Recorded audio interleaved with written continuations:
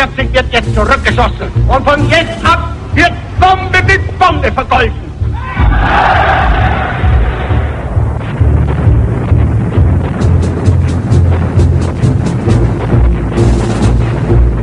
We believe that the Nazis and the fascists have asked for it, and they're going to get it.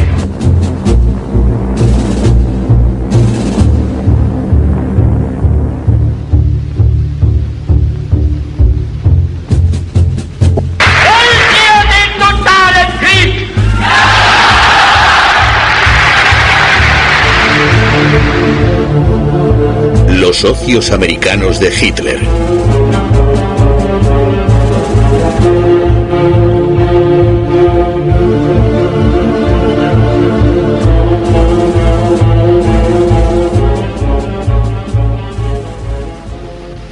En las estadísticas del Reich las denominaban empresas enemigas con participación norteamericana. Durante la guerra aún eran 553. Entre ellas nombres conocidos como Coca-Cola, Kodak y American Express. Enemigas eran las menos. Algunas mantenían estrechas relaciones con los nazis. En el caso de 4 grandes empresas estadounidenses y sus filiales alemanas, Hitler podía incluso considerar amigos a los jefes de las multinacionales. Sin ellos no habría podido hacer la guerra. Le consideraban el hombre que en breve tendría Europa a sus pies. Noviembre de 1941. Poco antes de la entrada en guerra de los Estados Unidos, el presidente norteamericano Roosevelt atacó a un grupo de industriales estadounidenses. The all-inclusive whole of our vast industrial machine. That output cannot be hampered by the selfish obstruction of any small minority, a small but dangerous minority of industrial managers who perhaps hold out for extra profits or for business as usual.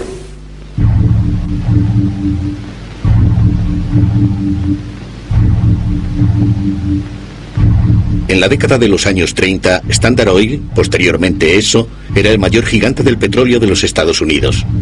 La multinacional seguía una política internacional sin reparar en gobiernos ni pueblos. La meta era la creación de monopolios. Standard pertenecía al imperio Rockefeller, en cuyo rascacielos neoyorquino se encontraba también su sede central. Se decía que el director, Walter Teagle, tenía los modales de un emperador. Teagle encontró a otro coloso que aspiraba a sí mismo a controlar el mundo, IG Farben.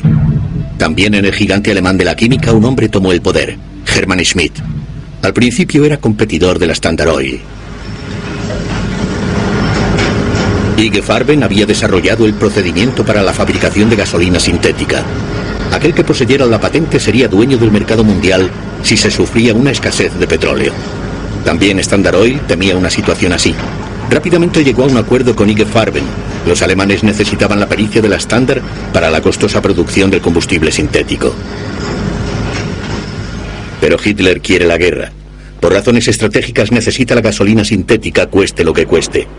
En guerra, le cerrarían rápidamente el grifo del petróleo. Todavía en 1938 Alemania tiene que importar el 80% de su aceite bruto. Se pensó en instalar conductos, se pensó en crear una flotilla de barcos cisterna. Todos estos planes quedaron detenidos desde el principio. Pues para Hitler era esencial que Alemania poseyera independencia industrial. Las ruedas de la maquinaria bélica de Hitler necesitaban mucho caucho. El caucho natural cuesta divisas que escasean y no se puede obtener en estado de guerra. También en este caso puede ayudar el pionero de la química IG Farben. Había desarrollado la Buna, una goma sintética hecha de cal y carbón. Además de Hitler, hay un segundo interesado en la patente, Standard Oil. La multinacional intuye un mercado lucrativo que se quiere asegurar, al menos en los Estados Unidos. A Standard Oil no le molesta que Göring tenga pensado otro mercado para la gasolina y la goma alemanas. Also haben wir die Fabriken gebaut, die uns den Treibstoff geben werden. Wir wussten, dass wir keinen Kautschuk bekommen können. Also haben wir die Fabriken gebaut. Dort, wo sie einst glaubten, Monopole zu haben, hat deutsche Wissenschaft diese Monopole gebrochen. Und heute sind wir im Besitz, jedenfalls all der Mittel, die wir brauchen, um den Gegner zu besiegen. Sin embargo, las fuerzas aéreas de Göring habían olvidado un medio, el tetraetilo de plomo, un aditivo para la gasolina. Sin este aditivo, los motores de avión de compresión elevada de Göring no pueden levantar el vuelo. No obstante, Hitler necesita una aviación en condiciones de operar para las próximas conquistas en el este. Goering ruega a los directivos de IG que vuelvan a llamar a la puerta de los amigos norteamericanos. Standard Oil es el mayor fabricante mundial de este aditivo.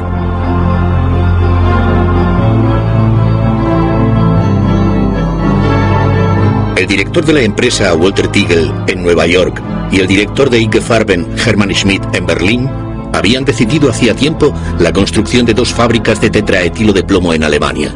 En julio de 1938, sin embargo, su producción es todavía insuficiente. Un rápido suministro directo debe evitar situaciones apuradas. La filial de Standard Oil en Londres suministra inmediatamente antidetonante por un valor de $20 millones a los nazis, a pesar del riesgo inmediato de guerra. Ahora Hitler puede anexionar los Sudetes y preparar la invasión de Checoslovaquia. En el verano de 1939, poco antes de la invasión nazi de Polonia, los ingleses vuelven a suministrar tetraetilo de plomo por un valor de $15 millones. Así se posibilitan también los primeros ataques relámpago a Inglaterra.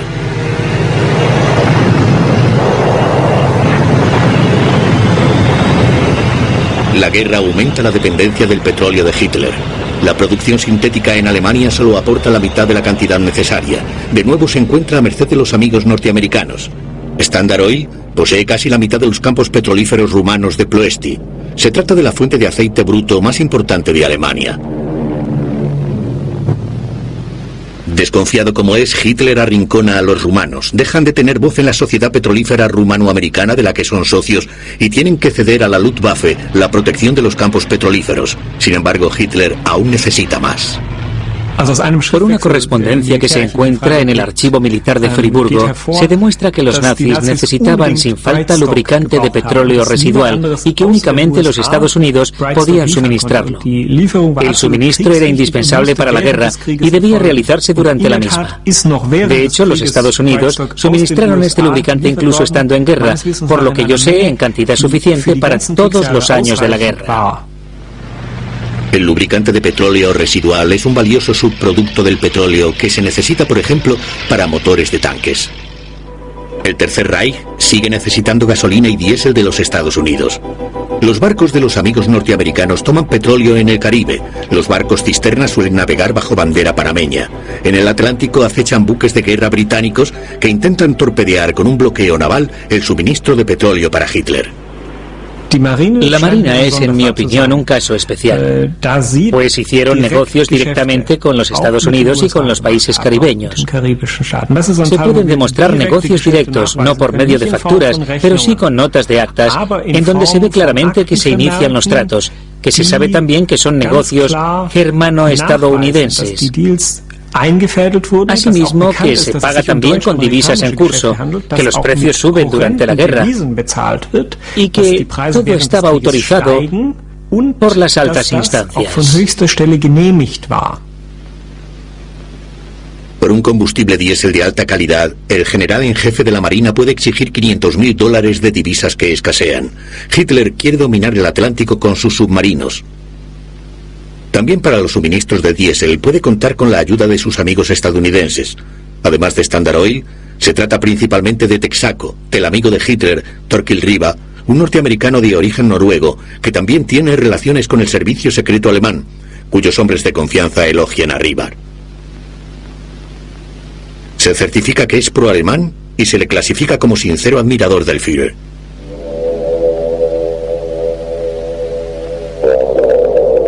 Los buques cisterna de los forzadores del bloqueo suministran petróleo a los alemanes del continente en Tenerife y otros puertos españoles. Incluso lo trasvasan a submarinos alemanes en mar abierto frente a la costa española. Standard Oil sigue suministrando gasolina a las 2 líneas aéreas Cóndor y Lati, incluso después de la entrada en guerra de Estados Unidos. Los aviadores de estas líneas transportan espías, oro y divisas a América Latina y regresan con metales nobles de importancia bélica. El 22 de septiembre de 1939, poco después del inicio de la Segunda Guerra Mundial, IG Farben y Standard Oil habían llegado al acuerdo de proseguir sus relaciones comerciales, aun en el caso de que los Estados Unidos entraran en guerra. La Haya, principios de septiembre de 1939. Los directores de Standard Oil e IG Farben llegan a un acuerdo secreto. IG Farben quiere evitar el embargo de sus patentes por los países enemigos. La multinacional estadounidense, Amiga, parece un sitio seguro para ellas. Para la transmisión de la patente Buna de goma sintética, Standard Oil tiene que comprometerse por orden del Ministerio de Economía del Reich a utilizar la patente únicamente con autorización de los alemanes. El jefe de la empresa, Tigel, acepta el trato.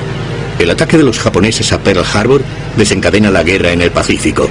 Por ello, los norteamericanos quedan incomunicados con su mayor proveedor de caucho, Malasia. A pesar de la escasez de goma en los Estados Unidos, Standard Oil se atiene a su acuerdo con los alemanes. El procedimiento Buna no debe caer en manos de rivales como Goodyear. El influyente senador Baru, al que el presidente Roosevelt ha confiado una investigación, se dirige a la nación. We find that the existing rubber situation to be so dangerous that unless corrective measures are taken immediately, this country will face both a military and a civilian collapse. Al mismo tiempo, hay que racionar la gasolina en este país donde abunda el petróleo. Numerosos norteamericanos, también diputados del Congreso, culpan de ello a las sociedades petroleras que siguen aprovisionando a los nazis y retienen además la patente del caucho. El senador Harry Truman, que posteriormente se convertiría en presidente, ordena una investigación del Senado sobre la situación de defensa, cediendo a la opinión pública. Le apoya a Thurman Arnold, especialista en cárteles del Ministerio de Justicia.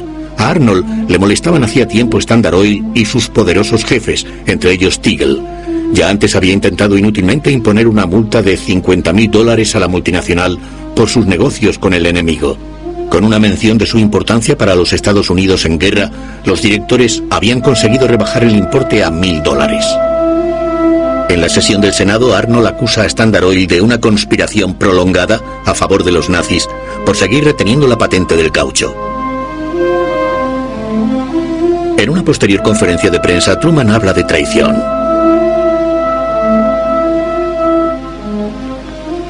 Por decisión del Congreso se autoriza la utilización de las patentes de Buna en los Estados Unidos. El poderoso Tigel está acabado y se retira de la dirección de la empresa.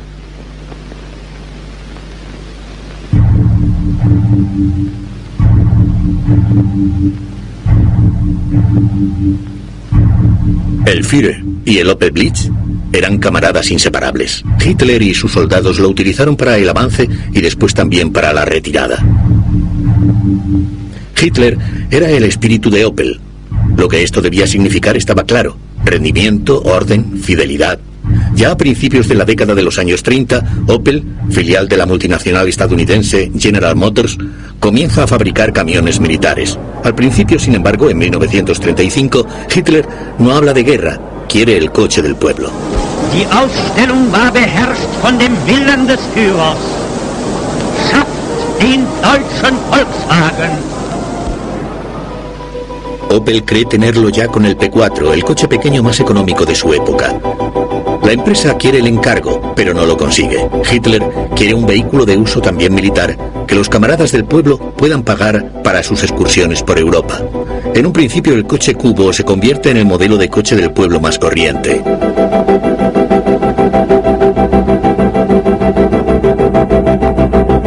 Aún así, Opel puede construir su coche del pueblo, el Blitz. Ya en 1935 se crea, de acuerdo con la Wehrmacht, Fuerzas Armadas Alemanas, la fábrica de camiones de Brandeburgo. La dirección de Opel y en aquel momento también los estadounidenses en el Consejo de Administración se dan cuenta rápidamente del tremendo negocio que suponen los encargos del ejército. Construida para los nuevos procedimientos de producción de Estados Unidos, cada día salen 120 camiones de la cinta. Este Opel Blitz era la columna vertebral de las Fuerzas Armadas, construido por Opel con la ayuda, y hay que decirlo claramente, del dinero de Estados Unidos. Sin el Blitz, Hitler no habría llegado ni a Viena. Durante la anexión de Austria, fallan muchos camiones de otros fabricantes. De la noche a la mañana, se requisan cientos de Opel Blitz en la cercana Baviera, para que la Wehrmacht pueda entrar en la capital austriaca. Hitler se siente agradecido.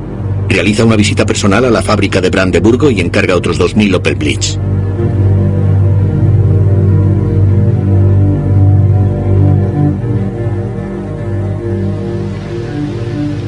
Durante la década de los años 30 y al inicio de la guerra hay un estadounidense que se ocupa de forma especialmente activa de las posesiones de GM en Alemania, James D. Money, el vicepresidente de la empresa.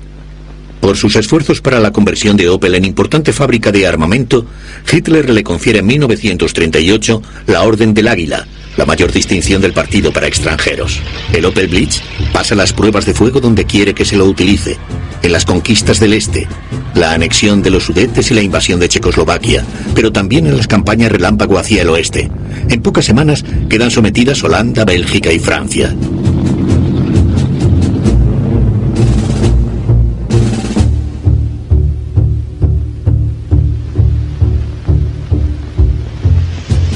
Con el comienzo de la guerra prácticamente se detiene la fabricación de turismos en Rüsselsheim. Quedan puestos libres, el personal se reduce por las llamadas a filas. La fábrica quiere atajar este proceso y también las fuerzas aéreas encuentran un nuevo uso para Rüsselsheim. Opel produce ahora partes de fuselaje y motores para los Ju-88, los bombarderos más importantes de Hitler. Ya pocos días después del comienzo de la guerra, se había llegado a un estrecho acuerdo entre la Luftwaffe y la fábrica de Rüsselsheim. Esto se vio favorecido también por la reunión con el vicepresidente Money, que no solo tenía relaciones con la dirección del Partido Nacional Socialista, sino que se encontraba entonces en Berlín. Acudió a Rüsselsheim y se reunió finalmente con Göring. En su conversación con Göring, Money expresa una cierta simpatía por la política de los nazis. También él opina que Alemania había recibido un trato demasiado duro por parte de Francia e Inglaterra después de la Primera Guerra Mundial. Göring anima a Money a que haga de intermediario entre los países en guerra. Money lo consulta con el presidente Roosevelt y este accede a ponerse a disposición como moderador. Roosevelt desea a Money buena suerte en su misión. Berlín, febrero de 1940. Una carta aduladora al querido canciller del Reich abre a Money el acceso a Hitler en la nueva Cancillería del Reich. En un diario que nunca llegó a publicarse por oposición de General Motors, Money informa sobre su conversación con Hitler. En su informe a Roosevelt describe a Hitler como acogedor y amistoso. Sin embargo, las exigencias megalómanas del Führer, que quiere que se reconozca a la Alemania nazi como potencia mundial, tienen a Roosevelt sin cuidado. Money ha desempeñado su papel de idiota útil. Messerschmitt, el subsecretario del Departamento de Estado, califica a Money posteriormente de fascista. El curioso episodio en torno a Money, el amigo de los nazis, no tuvo influencia alguna sobre el curso de la historia. Opel siguió fabricando vehículos militares, más de 100.000 tan solo en los años de guerra, que se necesitaban urgentemente debido a las elevadas pérdidas. El general von Schell, encargado de camiones de Hitler, certificó a Opel en 1941 que la guerra no habría podido llevarse a cabo sin la empresa. Entretanto, se había perdido la campaña aérea contra Inglaterra. Opel no podía construir Ju-88 con tanta rapidez como caían del cielo. Todo esto tiene un efecto positivo sobre los beneficios, lo que despierta envidias y rivalidad en el partido y los ministerios. En 1941, General Motors rechaza una oferta para vender Opel y retirarse de Alemania. En una misiva al comisario del Reich para propiedades enemigas, GM declara que justo había comenzado a identificarse con el destino global de Alemania. El trasfondo, sin embargo, son consideraciones de tipo financiero. GM acababa de anular físicamente en los Estados Unidos sus posesiones alemanas, ganando en el proceso $22 millones. Si el Reich le hubiera concedido una indemnización, habría tenido que declararla. Durante los 2 primeros años de guerra, los directivos estadounidenses permanecieron en sus puestos, aproximadamente hasta mediado del año 1941, cuando comenzaron a ponerse nerviosos y a retirarse de Alemania. Lo que significa que las juntas directivas de estas empresas norteamericanas seguían estando compuestas por ciudadanos estadounidenses. Los directivos norteamericanos se dirigieron al comando de armamento alemán y aclamaron: ¿cuántos camiones tenemos que suministrar? ¿Cuántos trabajadores forzados necesitamos? Conseguidnos personal y materiales. ¿Qué papel desempeñamos en el plan de producción global? Los estadounidenses vieron que su cliente tenía unas necesidades determinadas e hicieron todo lo posible por satisfacerlas lo más eficientemente posible. Mientras tanto, General Motors obtiene unos beneficios inmensos de la producción norteamericana de armamento que ahora organiza Mooney. Como oficial de reserva de alta graduación se considera un patriota. El jefe de Mooney, Sloan, aportó la filosofía comercial para ello. Una empresa internacional que opera en todo el mundo debería llevar a cabo sus actividades bajo puntos de vista estrictamente económicos, sin tener en cuenta la actitud política del país en el que se desarrollan. No somos una institución benéfica, conseguimos beneficios para nuestros accionistas. Una vez comentábamos, menuda ironía, aquí se fabrican los camiones para luchar contra los norteamericanos. Sí, así era. Y, sin embargo, no sufrimos ningún ataque. Pensamos que era comprensible. Los norteamericanos no iban a ser tan estúpidos como para reducir a escombros su propia fábrica. Los norteamericanos no son estúpidos. Los bombarderos estadounidenses destruyen casi por completo la fábrica de Brandeburgo el 6 de agosto de 1944. No obstante, General Motors se embolsa años después una indemnización de $32 millones de los contribuyentes estadounidenses.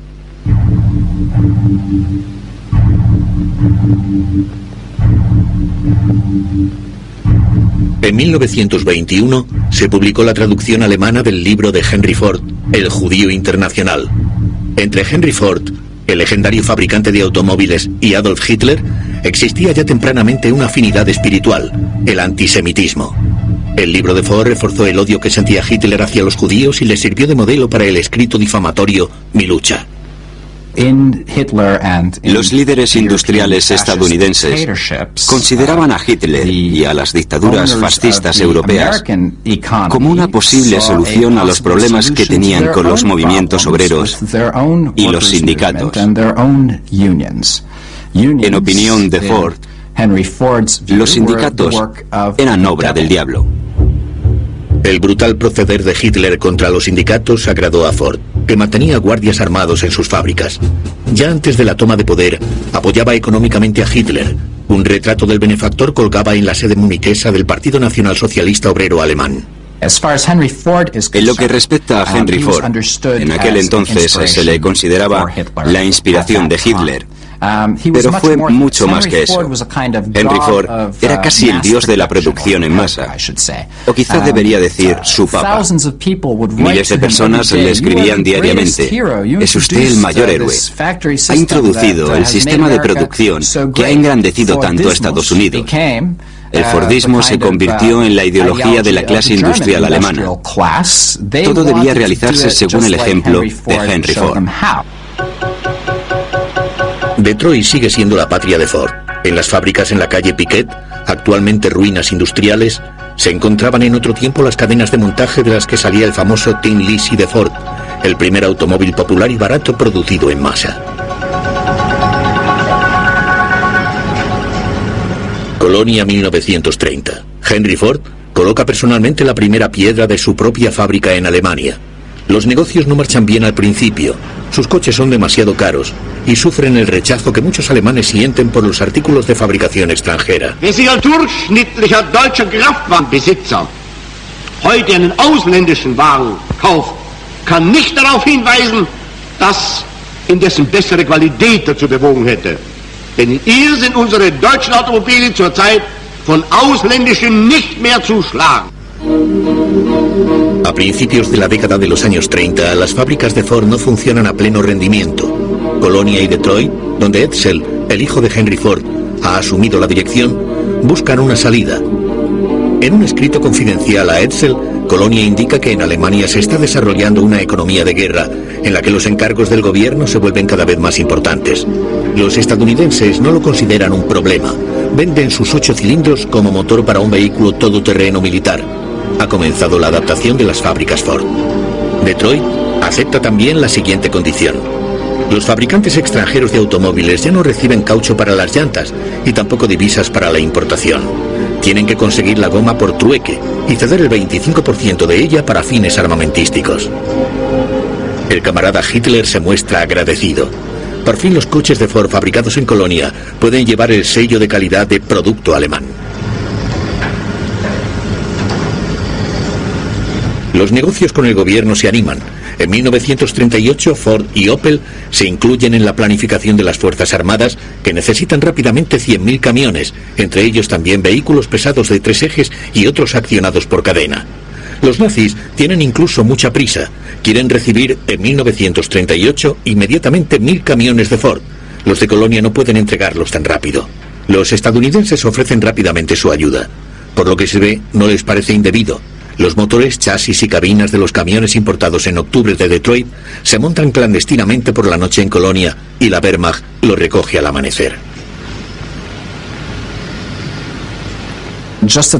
Justo en el momento en que el mundo entero está preocupado por Checoslovaquia y por el propósito de los nazis de extorsionar a Checoslovaquia e invadir los Sudetes, justo en ese momento, las Fuerzas Armadas acuden a Ford y le dicen: necesitamos 1.000 camiones ahora.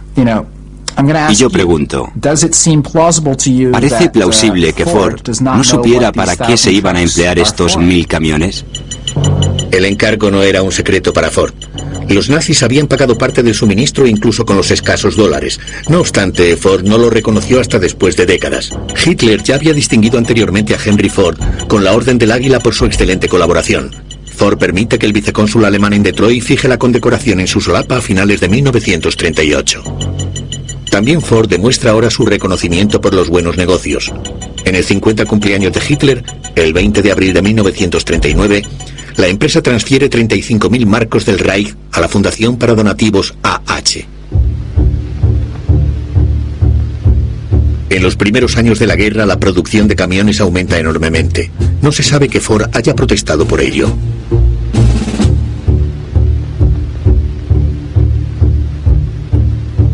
Cuando Henry Ford se entera que la fábrica de Dearborn debe producir 6.000 motores para la Royal Air Force británica, se opone. Solo acepta encargos para la defensa de los Estados Unidos, escribe al Daily Mail londinense. Sin embargo, Ford no tiene nada en contra de que las fábricas francesas bajo ocupación alemana trabajen a pleno rendimiento para la Wehrmacht y produzcan 1.000 camiones al mes. El director de Ford Francia, Maurice Dollfus, quiere conservar la fábrica para la familia Ford. Se opone a la influencia de los de Colonia y se siente directamente responsable ante los Ford padre e hijo. También después de la entrada en guerra de los Estados Unidos, hace llegar a Edsel Ford informes de éxito. Todavía en junio de 1942, Edsel Ford agradece a Dollfus su actuación ejemplar. En Colonia, Ford solo puede producir los suministros para las Fuerzas Armadas con ayuda de trabajadores forzados. Se alojan en el recinto de la fábrica. En los años finales de la guerra, Ford da trabajo además a miles de presos de campos de concentración que toma prestados de las SS por 2 euros al día. Las condiciones de vida y de trabajo son brutales.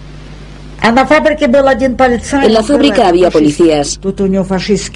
Había un nazi que llevaba una insignia. Llevaba aquí una cruz gamada.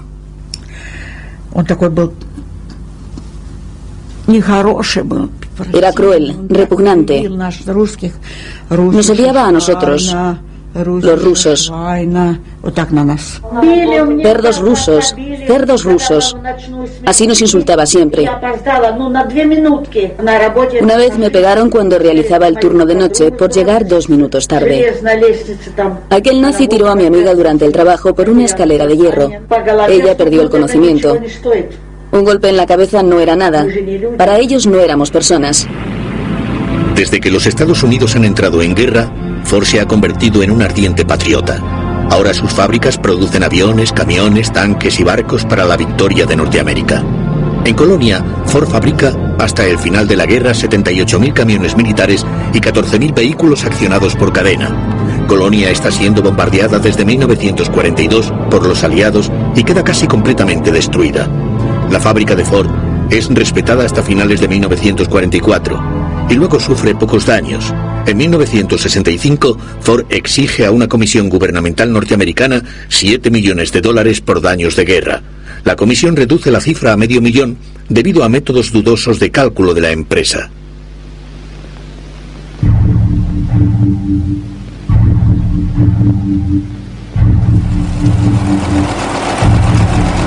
IBM ya fabricaba entonces los precursores de los ordenadores actuales. En Alemania lo hacía la empresa propiedad de la multinacional Deutsche Hollerith Maschinen AG de Omagh. Por medio de tarjetas perforadas, podían procesar rápidamente cifras para estadísticas, asientos y cálculos e imprimir los resultados. Seid ihr entschlossen, dem Führer in der Erkämpfung des Sieges durch dick und dünn und unter Aufnahme auch der schwersten persönlichen Belastungen zu folgen? Entre el público de Goebbels, un hombre aplaudió con especial entusiasmo, Albert Speer. Nombrado ministro de armamento por Hitler en febrero de 1942, debía por todos los medios hacer posible la victoria que se había alejado tanto después del fracaso de la guerra aérea sobre Inglaterra y el duro primer invierno ruso. En breve tiempo dobló y triplicó la producción. El Führer le distinguió por ello. Speer creó el Maschinelle Berichtswesen.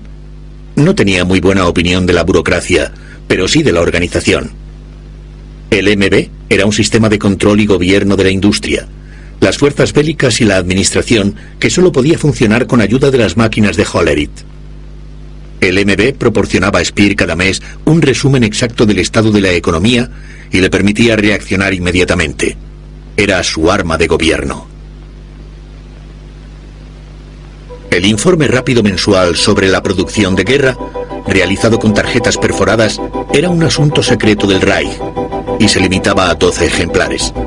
Se podía ver todo de inmediato: peticiones del ejército, estado de la producción de armamento, consumo y reservas de materias primas, reservas de energía y el número de trabajadores existentes o necesarios, inclusive los forzados y su origen. La toma de poder de Hitler dio un enorme impulso a la filial alemana de IBM. Si sus máquinas se utilizaban ya anteriormente en la mayoría de las grandes empresas industriales, pronto el gobierno se convirtió en uno de sus clientes más importantes. En 1935, de Omagh construyó en Berlín-Lichterfelde una gran fábrica nueva. Con la activación de la producción de armamento de Hitler, conseguimos muchísimos encargos y nuevos clientes. En aquella época nos iba de maravilla, financieramente y desde todo punto de vista. Desde el principio pusieron un gran cartel en el muro: empresa modelo del Frente Obrero Alemán. Así podíamos demostrar que éramos capaces de aportar mucho a la construcción del Estado de Hitler. Ese fue el motivo de aquella distinción. También el presidente de IBM, Thomas Watson, está impresionado por el éxito de Omagh y le gusta viajar con frecuencia a Alemania. En el verano de 1937, la Cámara de Comercio Internacional celebra su Congreso Mundial en Berlín. Watson acepta el cargo de presidente. Según un artículo del New York Times, durante la celebración en la Krolloper se encuentra entre los extranjeros que elevan el brazo derecho en el saludo nazi al entrar el Führer. Sin embargo, lo vuelve a dejar caer a media altura. Al día siguiente es recibido por el Führer. Se consideraba a Watson un admirador de Adolf Hitler, al que ya había apoyado antes de la toma de poder. En aquel momento me parecía que teníamos una buena relación con el gobierno y con IBM. Watson afirmó públicamente, lo que luego reflejó la prensa, que Hitler se encontraba en el camino correcto con sus planes y que todo iba a salir bien. Nosotros, naturalmente, estábamos encantados. También Watson recibe la Orden del Águila del Führer. Se la coloca Hjalmar Schacht, que entonces era todavía el ministro de Economía nazi. Watson sigue convencido de que Alemania se encuentra en el camino correcto, incluso después del programa nocturno del Reich, durante el que los nazis proceden de forma extremadamente brutal contra los judíos. Aunque los periódicos norteamericanos dejan bien claro el objetivo de los nazis: el exterminio de los judíos. También se cuenta con la colaboración de Omagh, que cumple el mayor encargo del gobierno hasta ese momento con gran celo. Sus máquinas realizan el gran censo de 1939 con el que los fanáticos racistas de las SS quieren averiguar cuántos judíos viven en Alemania, los Sudetes y Austria. Para una segunda tarjeta, la llamada tarjeta complementaria, se pide también el nombre y la dirección, la raza y el origen de los padres y abuelos. El departamento de razas de las SS quiere detectar así a todas las personas judías, medio judías o con un cuarto de sangre judía. A Hitler no le importa la religión, sino la raza. IBM se mantuvo neutral y prácticamente no se mezclaba en esos asuntos. Porque si convenzo a alguien de algo, siempre estaré pisando a otro, y eso no lo querían en DEOMAG. ¿Era la política de la empresa? La política de la empresa, naturalmente. Con la invasión de Polonia comienza la política de exterminio en el este. Cracovia se convierte en la capital de la zona ocupada de Polonia, transformada en gobernación general. Hermann Frank, el brutal gobernador de Hitler, reside en el castillo de Cracovia. Los fanáticos del orden ven también aquí una tarea para las máquinas Hollerith. En Cracovia se crea un gran departamento estadístico. También los enviados de Watson se encuentran allí.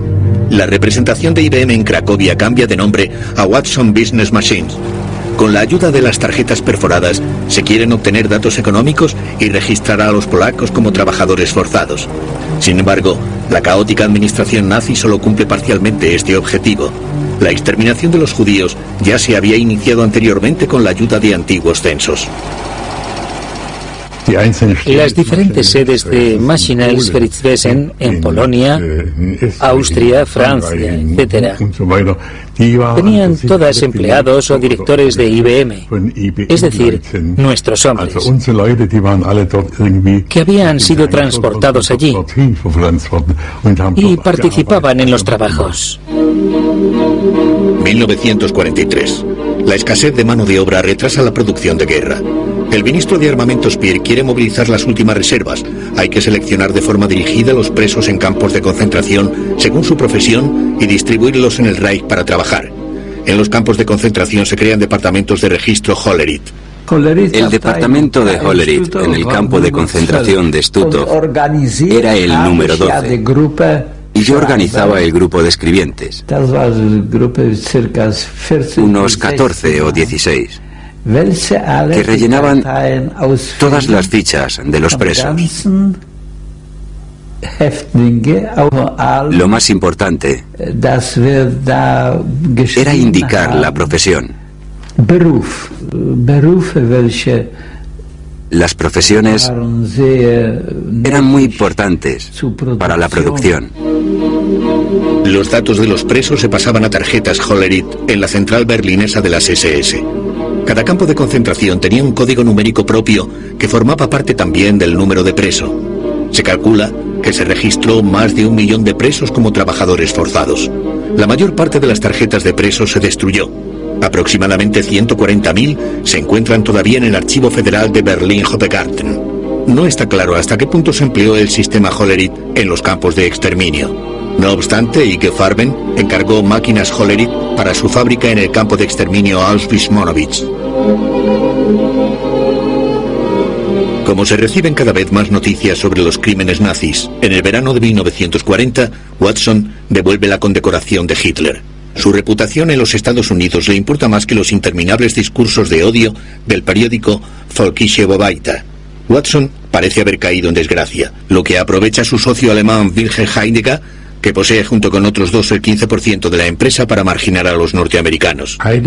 Entonces Heidegger dijo a los norteamericanos: algo va a salir mal. Con nuestras máquinas controlamos prácticamente toda la economía alemana. Nos enteramos de todo, de las finanzas, los antecedentes, etc. Y el partido no lo permitirá. Antes o después nos van a nacionalizar. Y de hecho, al Maschinelles Veritwesen y al jefe de brigada de las SS, Edmund Bessenmayer, que durante un tiempo fue consejero de Hitler, les desagrada la cantidad de información de que dispone DEOMAG IBM debido a su omnipresencia. Bessenmayer apoya la nacionalización según el lema «Es correcto aquello que beneficia al pueblo alemán». Sin embargo, Watson no renuncia tan fácilmente. En 1940 envía a Berlín a su hombre de confianza, Harrison Chauncey, quien no solo negocia con el jefe de DeOmag, Heidinger, sino también osadamente con Bessenmayer, de las SS, e informa a Nueva York en clave por intermedio de la embajada estadounidense. Bessenmayer se volvió conciliador en el transcurso de las negociaciones. Los nazis necesitan a IBM para su maquinaria bélica. En lugar de la nacionalización, IBM debe contentarse con la minoría de acciones. Siguiendo instrucciones de Watson, Chauncey también rechaza esto con el razonamiento: si los alemanes ganan la guerra, Europa quedará abierta para nosotros, y si la pierden, todo seguirá como hasta ahora. Con la entrada en guerra de Estados Unidos, los nazis renuncian a la expropiación y nombran a un fideicomisario de DeOmag para IBM. Watson puede estar contento. De esta forma, IBM queda como propiedad de la empresa alemana DeOmag hasta el fin de la guerra. Al Ministerio de Justicia estadounidense, la posición de IBM en Alemania le parece cada vez más sospechosa. Un experto en economía de la guerra del ministerio, Harold Carter, comienza a redactar un resumen sobre las actividades de IBM en Alemania y Europa, el informe Carter de 1943. En un anexo anónimo, evidentemente de un colaborador resentido de IBM en Europa, se califica la empresa de monstruo internacional, que pertenece a la misma clase que los nazis. El informe no tiene consecuencias. Los que se quedaron fueron los ganadores. Antes de la guerra, crearon la maquinaria bélica alemana. Durante la guerra, la destruyeron como socios del Pentágono. Y después de la guerra, regresaron por encargo del ejército norteamericano para controlar la industria alemana. Ya a finales de 1943, el inspector jefe Hiller, de la Dirección General de Finanzas Berlín-Brandeburgo, mencionó a Opel, Ford y Hollerith como empresas que habían obtenido pingües beneficios hasta ese momento. Dado que los dividendos y beneficios no se podían transferir al extranjero, se emplearon para aumentar el capital de las empresas. Los accionistas no resultaron perjudicados, todo lo contrario. Después de la guerra, la viuda del presidente Roosevelt, Eleanor, se horrorizó al enterarse que los accionistas se habían beneficiado de que las fábricas de Ford en Alemania y Francia obedecieran a los nazis. El 19 de septiembre de 1945 escribió en el New York Times: las complicaciones comerciales tienen un extraño efecto sobre nuestro patriotismo y nuestro sentido de la ética.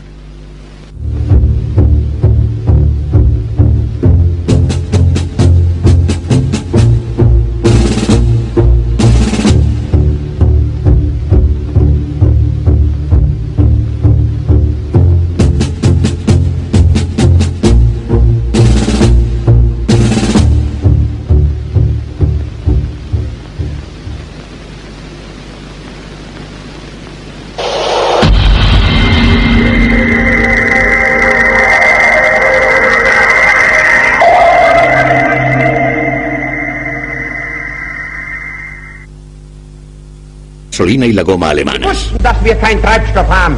Also haben wir die Fabriken gebaut, die uns den Treibstoff geben werden. Wir wussten, dass wir keine Kautschuk bekommen können. Also haben wir die Fabriken gebaut. Dort, wo sie einst glaubt, Monopole zu haben, hat deutsche Wissenschaft diese Monopole gebrochen. Und heute sind wir im Besitz, jedenfalls all der Mittel, die wir brauchen, um den Gegner zu besiegen.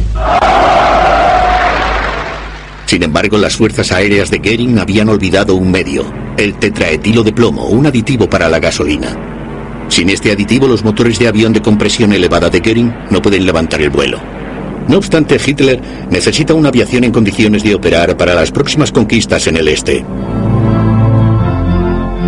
Goering ruega a los directivos de IG que vuelvan a llamar a la puerta de los amigos norteamericanos. Standard Oil es el mayor fabricante mundial de este aditivo.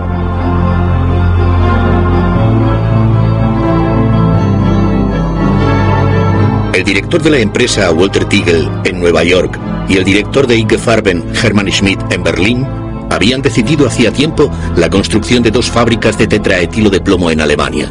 En julio de 1938, sin embargo, su producción es todavía insuficiente. Un rápido suministro directo debe evitar situaciones apuradas.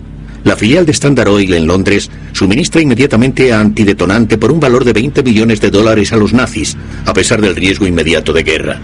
Ahora Hitler puede anexionar los Sudetes y preparar la invasión de Checoslovaquia. En el verano de 1939, poco antes de la invasión nazi de Polonia, Los ingleses vuelven a suministrar tetraetilo de plomo por un valor de 15 millones de dólares. Así se posibilitan también los primeros ataques relámpago a Inglaterra.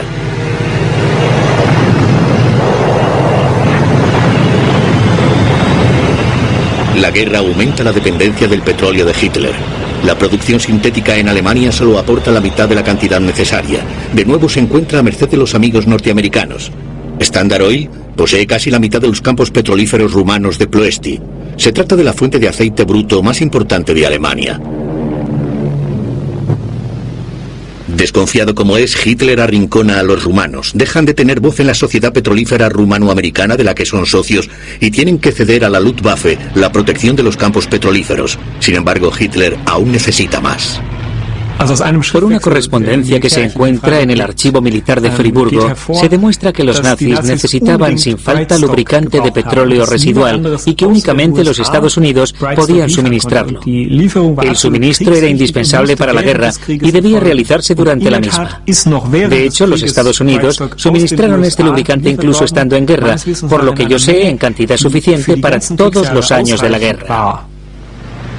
El lubricante de petróleo residual es un valioso subproducto del petróleo que se necesita, por ejemplo, para motores de tanques.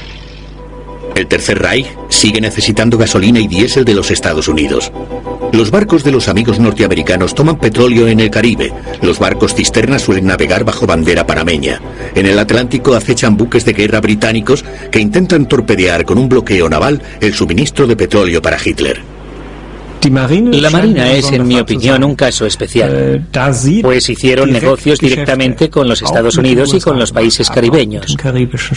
Se pueden demostrar negocios directos, no por medio de facturas, pero sí con notas de actas, en donde se ve claramente que se inician los tratos, que se sabe también que son negocios germano-estadounidenses.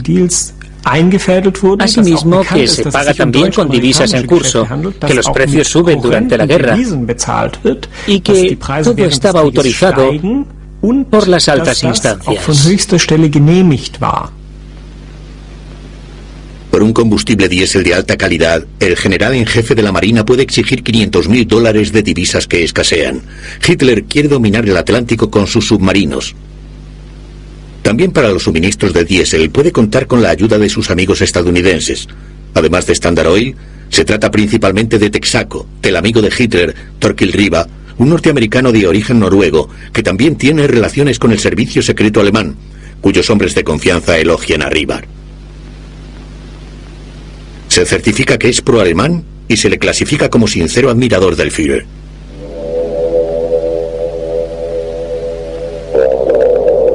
Los buques cisterna de los forzadores del bloqueo suministran petróleo a los alemanes del continente en Tenerife y otros puertos españoles. Incluso lo trasvasan a submarinos alemanes en mar abierto frente a la costa española. Standard Oil sigue suministrando gasolina a las dos líneas aéreas Cóndor y Lati, incluso después de la entrada en guerra de Estados Unidos. Los aviadores de estas líneas transportan espías, oro y divisas a América Latina y regresan con metales nobles de importancia bélica. El 22 de septiembre de 1939, poco después del inicio de la Segunda Guerra Mundial, IG Farben y Standard Oil habían llegado al acuerdo de proseguir sus relaciones comerciales, aun en el caso de que los Estados Unidos entraran en guerra. La Haya, principios de septiembre de 1939. Los directores de Standard Oil e IG Farben llegan a un acuerdo secreto. IG Farben quiere evitar el embargo de sus patentes por los países enemigos. La multinacional estadounidense, Amiga, parece un sitio seguro para ellas. Para la transmisión de la patente Buna de goma sintética, Standard Oil tiene que comprometerse por orden del Ministerio de Economía del Reich a utilizar la patente únicamente con autorización de los alemanes. El jefe de la empresa, Tigel, acepta el trato. El ataque de los japoneses a Pearl Harbor desencadena la guerra en el Pacífico. Por ello, los norteamericanos quedan incomunicados con su mayor proveedor de caucho, Malasia. A pesar de la escasez de goma en los Estados Unidos, Standard Oil se atiene a su acuerdo con los alemanes. El procedimiento Buna no debe caer en manos de rivales como Goodyear. El influyente senador Baru, al que el presidente Roosevelt ha confiado una investigación, se dirige a la nación. We find that the existing rubber situation to be so dangerous that unless corrective measures are taken immediately, this country will face both a military and civilian collapse. Al mismo tiempo, hay que racionar la gasolina en este país donde abunda el petróleo. Numerosos norteamericanos, también diputados del Congreso, culpan de ello a las sociedades petroleras que siguen aprovisionando a los nazis y retienen además la patente del caucho. El senador Harry Truman, que posteriormente se convertiría en presidente, ordena una investigación del Senado sobre la situación de defensa, cediendo a la opinión pública. Le apoya a Thurman Arnold, especialista en cárteles del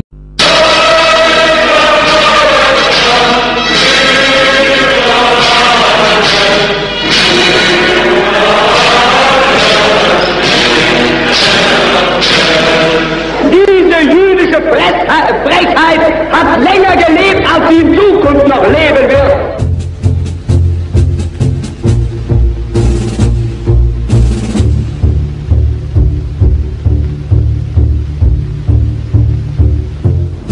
Seit 5:45 Uhr wird jetzt zurückgeschossen und von jetzt ab wird Bombe mit Bombe vergolten.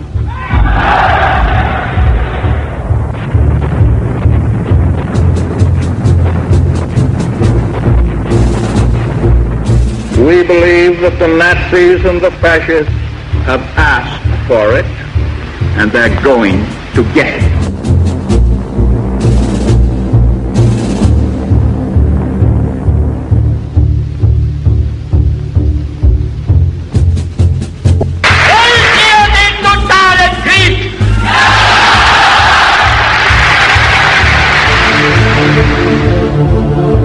Los socios americanos de Hitler.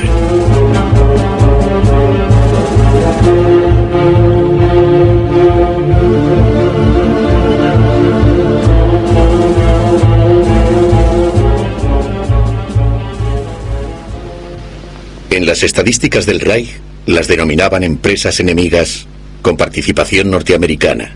Durante la guerra aún eran 553. Entre ellas nombres conocidos como Coca-Cola, Kodak y American Express. Enemigas eran las menos. Algunas mantenían estrechas relaciones con los nazis. En el caso de 4 grandes empresas estadounidenses y sus filiales alemanas, Hitler podía incluso considerar amigos a los jefes de las multinacionales. Sin ellos no habría podido hacer la guerra. Le consideraban el hombre que en breve tendría Europa a sus pies. Noviembre de 1941. Poco antes de la entrada en guerra de los Estados Unidos, el presidente norteamericano Roosevelt atacó a un grupo de industriales estadounidenses. The all-inclusive whole of our vast industrial machine. That output cannot be hampered by the selfish obstruction of any small minority, a small but dangerous minority of industrial managers who perhaps hold out for extra profits or for business as usual.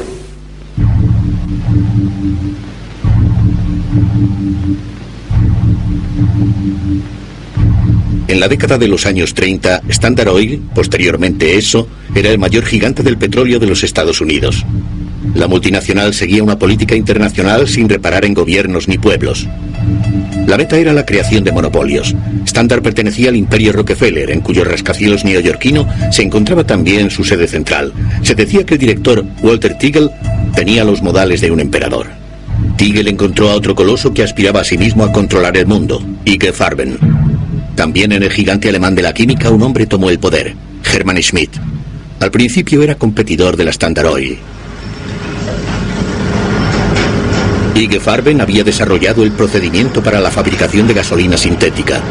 Aquel que poseyera la patente sería dueño del mercado mundial si se sufría una escasez de petróleo. También Standard Oil temía una situación así. Rápidamente llegó a un acuerdo con IG Farben. Los alemanes necesitaban la pericia de la Standard para la costosa producción del combustible sintético. Pero Hitler quiere la guerra. Por razones estratégicas necesita la gasolina sintética, cueste lo que cueste. En guerra, le cerrarían rápidamente el grifo del petróleo. Todavía en 1938, Alemania tiene que importar el 80% de su aceite bruto. Se pensó en instalar conductos, se pensó en crear una flotilla de barcos cisterna.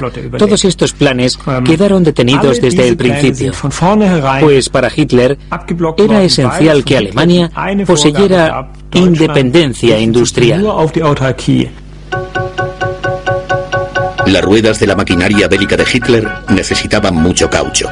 El caucho natural cuesta divisas que escasean y no se puede obtener en estado de guerra. También en este caso puede ayudar el pionero de la química IG Farben.